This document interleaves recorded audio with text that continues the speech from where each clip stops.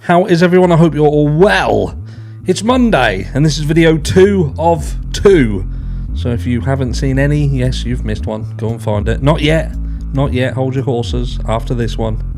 And what are we talking about in this one? We're talking about the Idaho 4 case, and specifically victims. And what do I mean by victims? Not necessarily victims, but people who are labelled in a certain way to protect them from certain information being obtained from them.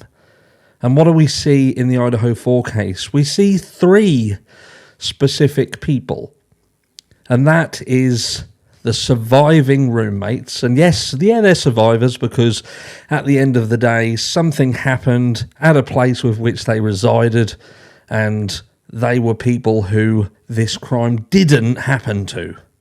So they are survivors. But, they weren't attacked at all. So survivors would be a label that you could use to protect them, protect them perhaps, because ultimately they are potential material witnesses. That's what they are really. They are people who it could be questioned as to whether their inactivity actually assisted in the loss of life. And that's a very, very true and real question. And it is because we don't know no better. All we know, all the information that we have because of a gag order is that a crime happened, at least one of the survivors was awake, and nobody was called to do with law enforcement and the saving of lives for 8 hours. But they're protected because of the label with which they are given. And I don't know whether that would wash in every scenario. I think if they had have been males, for instance, if they would have been males, would that have washed? Or would there have been other accountability? Would there have been other things to perhaps answer to, like the law of the land? What's good for the goose is good for the gander. You can't come down hard on someone and say the law is the law, if in another sense, just because you label someone a specific way, they're exempt from that law. But it's not for me to judge because I am not a professional. I'm just someone on YouTube. But that is these 2 people. Bethany Funk as well, with the exculpatory evidence potentially. And what could that be? Well, we don't know, because they're going a long way to protect her from being questioned. The timing of the grand jury, just as it looked like she was about to say her piece. You don't have to now. Hold your horses, woe back. Calm down. We'll deal with it.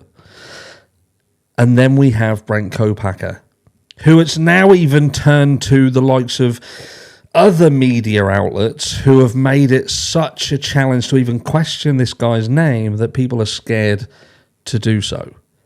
But did you know there's still an investigation into his death? There's still questions surrounding who actually was behind him being shot. Why was he shot? Who was he holding hostage? And why was he holding them hostage? What had happened on this specific day for him to be shot by someone who shouldn't really have even been there? There's a link in description of Crime Circus video. I'm not going to talk about it because I feel that you should go down after this video, because I'm more important. Go down, click on that video, and go and watch it. And you may just learn something, especially if you are someone who is hell-bent on believing that Branco Packer did this and did it alone. Because again, Branco Packer, because he is indeed a hero and he did some heroic things, it is not allowed to question his potential involvement in this entire situation.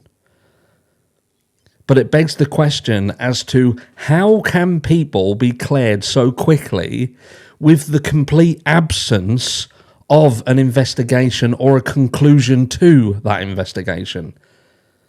Branco Packer being cleared, for instance, Show me the paperwork, show me the documentation, show me anything that says that Branco Packer was even considered anything to do with this case and questioned, and that law enforcement obtained an alibi from him, a valid alibi, that means that he couldn't have had anything to do with this. And there are certain coincidences around the entire Packer-Kohberger scenario. And again, check that link out down below if you haven't seen it already. If you have, you know what I'm talking about. But these are all questions that should be answered, need to be answered, to ensure that the real and right justice has been achieved for this damn crime. Because it seems at the moment there are so many missing pieces. And look, yes, there will be people who are hell-bent on believing Brian Kohberger was the person who did this, and he did it alone. He did it without the involvement of anyone else.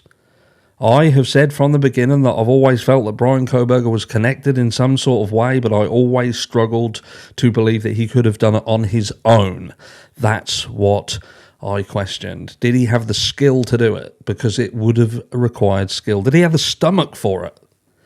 Did he have the stomach to do what even trained soldiers end up suffering from PTSD for? You know, the atrocities of war and the things that these guys see in death, seeing people who have been attacked by these weapons that we speak of. And they suffer for the rest of their lives. But this school guy, this teaching assistant on his way to a doctorate, he just happened to have the skin for it. He had the stomach for it, the head for it, and the skill to go through and come out. And the only thing that kind of got him caught was what seems to be a mistake. One small mistake. And maybe it does just mean that one small mistake is the thing that's going to hang him. Who knows? Well, it's not hanging, is it? It's shooting. But let me know down below. Are there too many people around this case who, because of the title they hold or the title with which they can be given, means that they are off limits to questions? I'll be interested to hear your thoughts. Anyway, link in the description, and a link if you missed my one from earlier. Go and find that too. That should keep you busy for the next 20-30 minutes. And I'll catch you all tomorrow. Hold on! Live tomorrow now, not tonight. I had to do some changes, so it will be 10:45 PM tomorrow. The realism is I can't do 2 lives back to back. I thought I could, but I'm getting old and I'm tired. That's it. At least I'm honest. But I will catch you tomorrow night.